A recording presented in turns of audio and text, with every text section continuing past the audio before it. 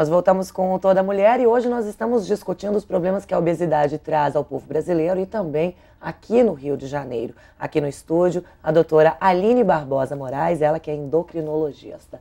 E outro dado importante divulgado pelo IBGE é que o sobrepeso atinge mais de 30% das crianças entre 5 e 9 anos de idade. Cerca de 20% da população entre 10 e 19 anos. Doutora Aline, nós estávamos falando a respeito dos problemas da obesidade, vimos um VT para falar dos constrangimentos e das gorduras que as pessoas costumam comer no dia a dia corrido. Mas e as crianças? O hábito alimentar, a educação alimentar desde pequena ajuda a criança a ter um peso normal? Isso é um ponto muito importante que a gente vem cada vez mais debatendo. É um assunto bastante interessante porque a gente tem notado que as crianças elas têm adotado o hábito alimentar justamente da família. Então, quando a criança ela recebe uma educação alimentar do ponto de vista saudável, é mais difícil ela ter esse comportamento e chegar à obesidade. Mas, infelizmente, não é o que a gente vê. A gente vê são os pais colocando na mesa alimentos bastante gordurosos, não tendo a preocupação de que a criança ela vai comer aquele alimento, que ela vai se espelhar na família e ela vai ganhando peso e vai tornando-se com sobrepeso.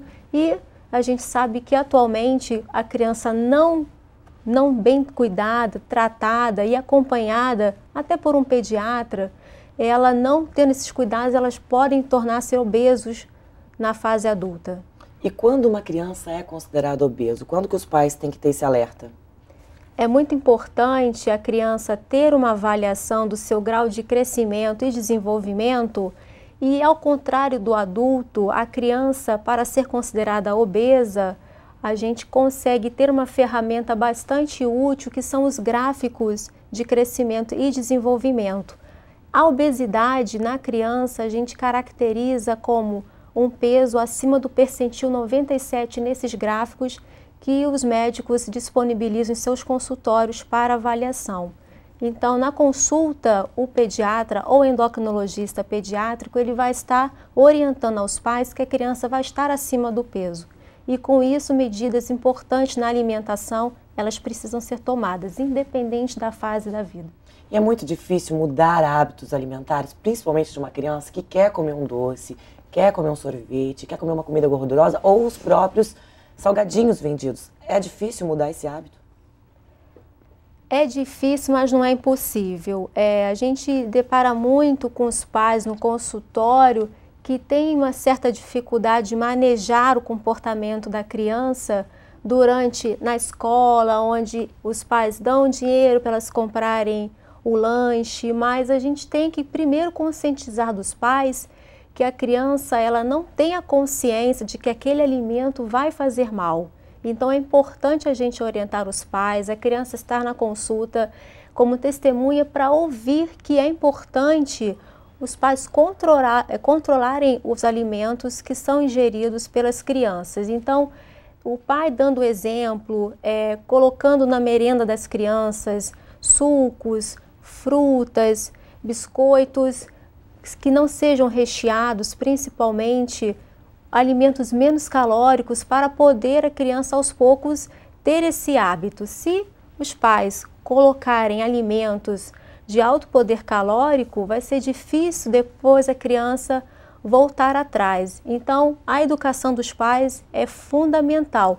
E a gente também coloca isso, se expande isso para a família toda, não só os pais, mas a família inteira, ela tem que estar ciente dessa situação. Uma coisa é a criança prevenir a obesidade fazendo essas medidas e outra coisa é a criança já com obesidade a gente mudar esse comportamento. Então a família inteira precisa estar mobilizada para prevenir a obesidade na adolescência e na fase adulta. Então a alimentação é fundamental. Você falando assim da merenda escolar, tem escolas que se destacam, saem na frente, que eu já vi escolas que montam um cardápio e todas as escolas, todas as crianças da mesma sala, o pai recebe o cardápio e cada dia um pai leva aquele alimento para as 15 crianças da salinha. E ali tem um tipo de suco, um tipo de comida, no caso um sanduíche ou um salgado assado ou alguma coisa, e uma fruta. Eu acho bacana isso na escola, né? Isso é muito interessante. Eu acho que a tendência é as escolas ofertarem alimentos cada vez mais saudáveis, porque realmente com essa tendência das crianças terem o peso, sobrepeso e obesidade no adulto, é importante essas medidas serem tomadas, mas se estender para todas as escolas, independente de ser públicas, particulares. Isso é muito importante. Doutora, e a cirurgia de estômago garante a vida das pessoas obesas? Porque no SUS existe uma fila de espera.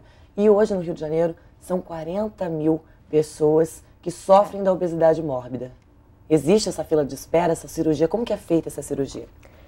Realmente a fila de espera ela existe e infelizmente cada vez vai ser maior pelo número de pacientes que chegam à obesidade mórbida no Rio de Janeiro. São poucos centros que trabalham com a cirurgia, que fazem o acompanhamento, mas a gente sabe que a cirurgia ela é muito importante para essas pessoas, principalmente na redução das complicações que a obesidade pode trazer. Por exemplo, doença do refluxo, doença cardiovascular, diabetes, doenças articulares, doenças relacionadas à apneia do sono. Então, a cirurgia bariátrica, ela melhora, ela ameniza essas complicações. E com o tempo, as pessoas perdendo o peso, controlando essas comorbidades, elas têm até também uma qualidade de vida melhor e podendo até levar a uma diminuição dos riscos cardiovasculares. E a medicação para emagrecer é indicada ou não? Bom, a gente sabe que a maioria das pessoas, elas têm o padrão de sobrepeso, onde a medicação, ela não é a primeira escolha. A primeira escolha, o que a gente sempre fala, é a mudança do estilo de vida, que inclui alimentação saudável, exercício físico. Então, o paciente com sobrepeso, ele tem que sair do consultório médico com prescrição de atividade física. Ele não pode esperar que o médico vá dar uma medicação. Agora, existe um percentual de pacientes que atinge o nível de obesidade e que a gente, além dessas medidas, a gente lança a mão dos medicamentos. Existe todo um constrangimento, né? A gente viu ali no próprio VT. As pessoas que têm obesidade, elas vão numa loja comprar uma roupa, ela pede tamanho GG, nem todas as marcas têm. Elas vão pegar um voo, a poltrona às vezes não cabe. Ou no ônibus, ou no teatro, ou no cinema. E esse nervosismo, essa angústia, essa ansiedade, isso prejudica que as pessoas, todas as pessoas obesas têm hipertensão ou não é uma regra isso? Bom, nem todo obeso ele pode tornar-se hipertenso, mas a gente sabe que com o tempo, com a evolução da obesidade, com o ganho de peso, as pessoas vão adquirindo doenças associadas. E a mais frequente é a hipertensão e o diabetes. Mas o constrangimento que existe no obeso, ela é uma realidade, principalmente com relação a emprego, com relação a meios de transporte. Então, a gente tenta que as pessoas façam o acompanhamento médico, que façam uma alimentação saudável, mas para pelo menos melhorar a qualidade de vida. Então, ter a pessoa com um peso saudável. E a gente sabe que, infelizmente, a gente depara no dia a dia com essa realidade. Então, a conscientização cada vez é mais importante das pessoas procurarem o hábito alimentar cada vez mais saudável. Desde criança, né? Porque na escola existe toda uma brincadeira, mesmo que inocente, não saberem dos maus que isso acarreta no futuro. Mas a criança gordinha é sempre deixada de lado, nos esportes ou com brincadeiras. Isso já vem emocionalmente desde a infância, então, né? Cada vez mais a gente tem notado isso. E também as escolas, elas têm uma certa dificuldade de implementar programas de exercício para poder elas estarem desenvolvendo esse período de interação, porque a gente sabe que nem todo mundo pode, além da escola, pagar uma academia, pagar um local que ela possa fazer uma natação, fazer uma corrida, um futebol. Então a escola acaba sendo uma opção de atividade física nas crianças que têm a classe social menos desfavorecidas. Então, realmente há dificuldade dos pais estarem colocando essas crianças para fazer atividade física. E o que é importante ressaltar é que as crianças cada vez elas estão tornando-se sedentárias. Então isso não se aplica só no adulto. Então é a criança que está vendo mais televisão, o número de horas que ela assiste televisão é muito maior do que antigamente, são os programas atrativos. Computador. E o computador agora, então, nem se fala. Então cada vez mais as crianças têm ficado em frente à TV, coisa que antigamente não acontecia, né? Então enquanto as crianças brincavam no parquinho, brincavam de corrida, hoje em dia isso é uma realidade. E os pais chegam no seu consultório perguntando o quê? Pedindo qual solução, qual tratamento para o filho ou até para o adolescente que está acima do peso? Eles, na verdade, quando vêm ao médico para conversar, para expor o problema do filho com obesidade, eles querem uma solução rápida.